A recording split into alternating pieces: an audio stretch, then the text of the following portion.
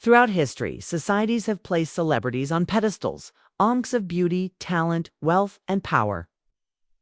From ancient gladiators and royal mistresses to modern movie stars and music idols, public figures have always held influence over culture, trends, and morality. But with that influence comes scrutiny and, in some cases, the collapse of carefully curated personas. What happens when these admired figures commit crimes? When the person worshipped by millions turns out to be corrupt, violent, or even monstrous. This exploration dives into the darkest corners of celebrity history where stardom collides with scandal, where public admiration turns into public outrage. These are not just tales of bad behavior, by our cultural fault lines, revealing how we project our values, desires, and disappointments onto famous people. Each part of this story sheds light on a different era or facet of fame and crime. The silent scandals of old Hollywood, the corporate cover-ups of the studio era, the drug-fueled chaos of rock legends, the courtroom dramas of sports icons, the reckoning of the #MeToo era, and even the disturbing transformation of celebrities into cult leaders or predators. The silent film era wasn't just about glamour and cinematic innovation, it was also the birthplace of Hollywood's long history with scandal. In the 1920s, when film stars were beginning to gain national recognition, the public viewed them almost as demigods. But this illusion shattered with one of the first and most explosive celebrity criminal cases in American history.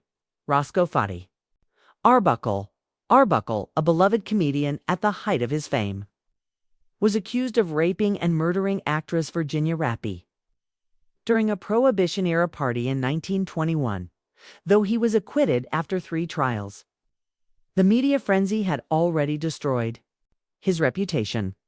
Headlines painted him as a monster, and the emerging tabloid press discovered just how profitable scandal could be. Arbuckle's case also prompted the first moral backlash against Hollywood, leading to the Hays Code, an early attempt at film industry censorship. Other early stars also faced intense scrutiny. Charlie Chaplin, while never convicted of a crime, faced lawsuits, paternity accusations, and political condemnation that nearly exiled him from the U.S. Similarly, Clara Bow, the original It Girl, endured a scandalous smear campaign involving fabricated tales of promiscuity and financial misdeeds. These early cases set the tone for the intersection of celebrity, media, and criminal justice. They also exposed how the film industry, in its infancy, lacked the tools to manage public relations disasters, resulting in careers being shattered overnight by accusations. Whether proven or not, by the 1940s, Hollywood had become more polished but also more secretive. The major studios operated like kingdoms, protecting their stars at all costs. Crimes were not just hidden, they were often cleaned up before police ever arrived. This era saw the rise of organized cover-ups, hush money, and studio fixers, whose job was to protect the public image of stars and deflect legal consequences. One of the most persistent legends from this period involves Frank Sinatra, who was rumored to have deep ties to the mafia, although never charged with any crimes. Related to organized crime, Sinatra was photographed with known mobsters and appeared in FBI files. Whether these connections were exaggerated or real, they cemented his image as a dangerous and charismatic figure. In this era, mob ties enhanced celebrity mystique, not diminished. Another dark tale of the time involved Errol Flynn, one of the biggest stars of the 1940s, known for his swashbuckling roles and irresistible charm. Flynn was accused in 1942 of statutory rape by 2 underage girls. The trial became a media spectacle. Although he was acquitted, the case revealed the growing culture of male celebrity entitlement, where young women's accusations were often dismissed as opportunism. Despite these scandals, most celebrities emerged from criminal trials relatively unscathed, thanks to the powerful protection offered by studios, PR teams, and even law enforcement. This period created a culture where justice often depended not on truth, but on who you were, how beloved you were by the public, and how much money the studio had riding on your image. As rock and roll exploded and the counterculture swept across America and Europe, a new breed of celebrity criminal emerged, the rock star outlaw. These were not simply artists who broke the rules, they celebrated rebellion as an identity. But in some cases, the chaos turned criminal. One of the most tragic and infamous examples is Sid Vicious, the bassist of the Sex Pistols. In 1978, Sid was accused of murdering his girlfriend, Nancy Spungen, in a seedy New York hotel room. The case, shrouded in heroin-fueled haze, became a symbol of punk rock's descent into self-destruction. Before the case could go to trial, Sid died of a heroin overdose, cementing his status as both criminal and martyr in the eyes of some fans. The romanticization of his downfall reflected a growing cultural shift. Crime and chaos could now be part of a celebrity brand. Meanwhile, behind the glitz of the recording studio, Phil Spector, one of music's most influential producers, harbored a dark secret. Known for his revolutionary wall of sound technique, Spector's volatile behavior was well documented by collaborators. But in 2003, his demons spilled into the open when actress Lana Clarkson was found dead in his mansion. After years of legal drama and 2 trials, he was convicted of second-degree murder in 2009.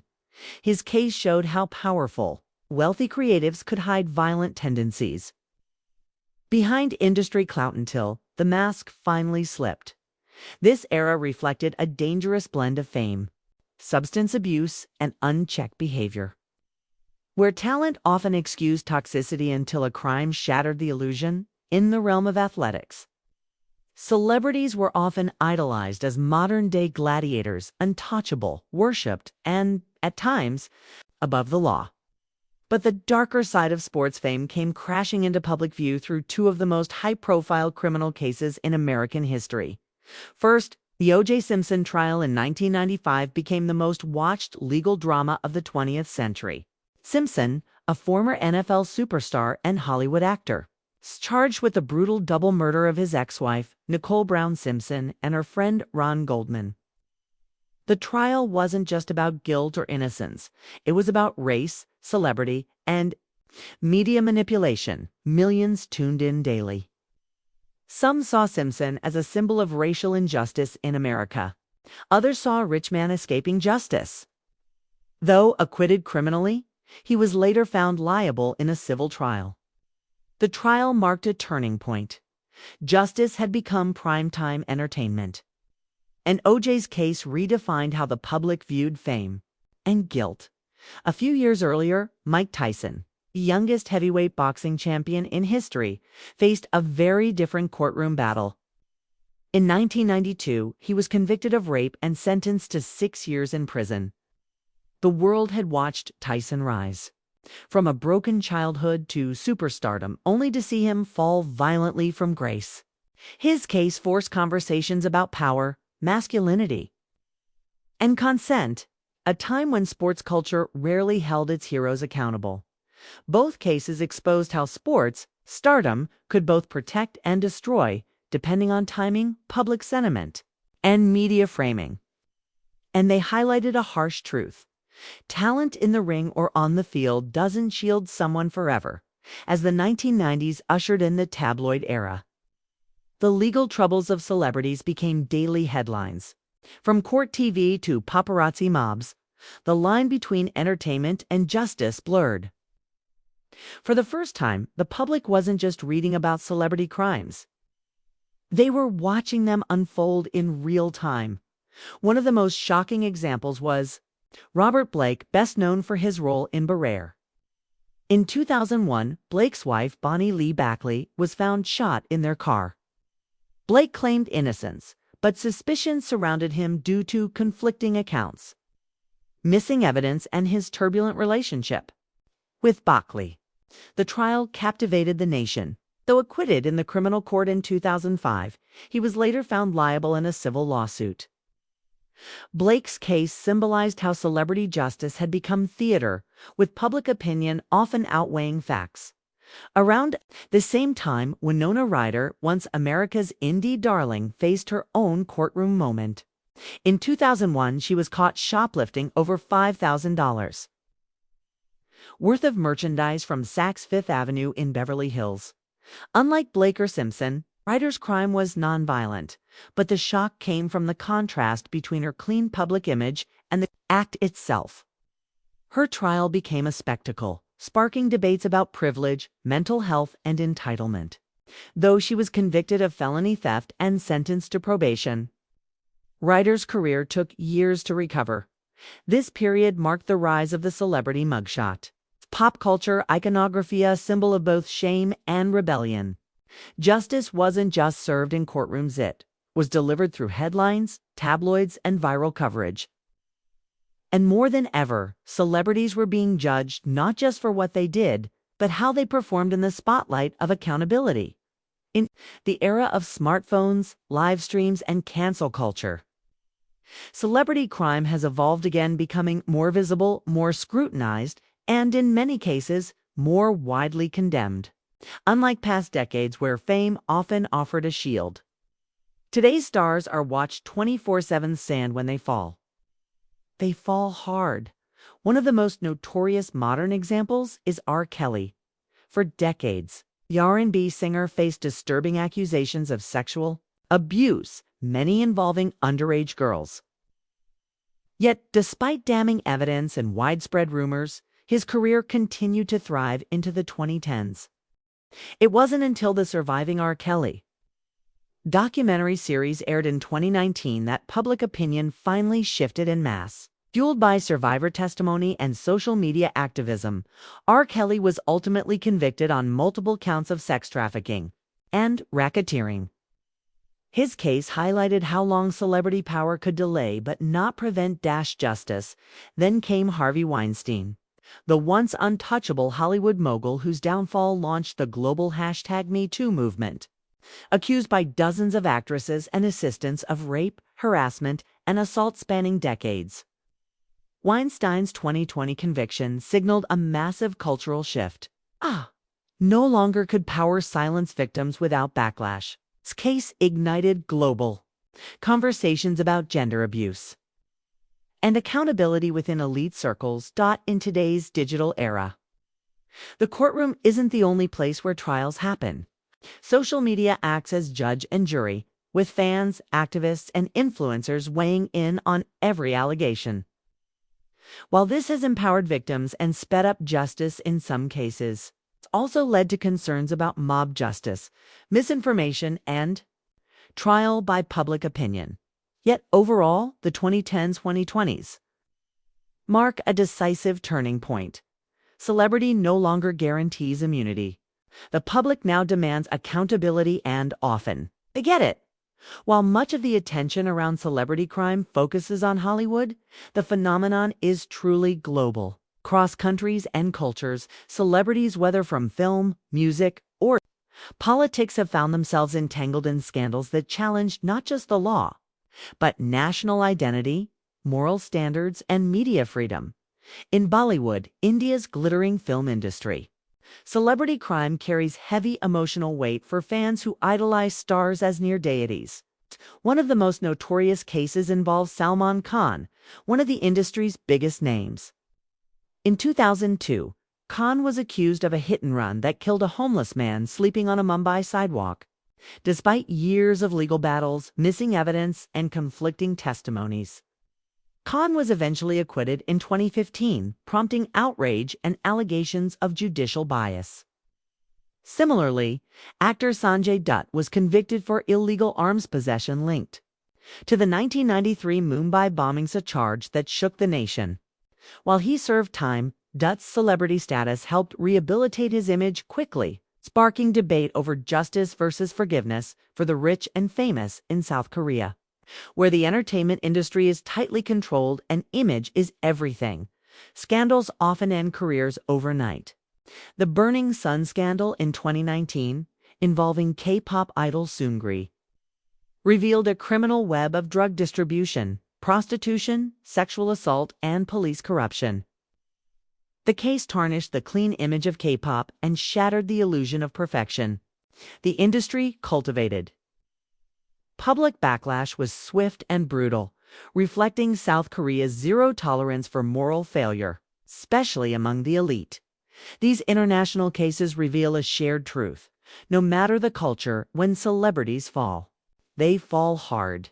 But the outcomes vary. Some are exiled, some are forgiven, and others continue to thrive.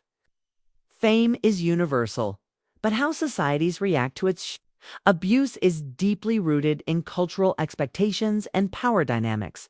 In rare but deeply disturbing cases, celebrity crosses into the realm of manipulation, fanaticism, and violence where fame is not just a shield, but a weapon.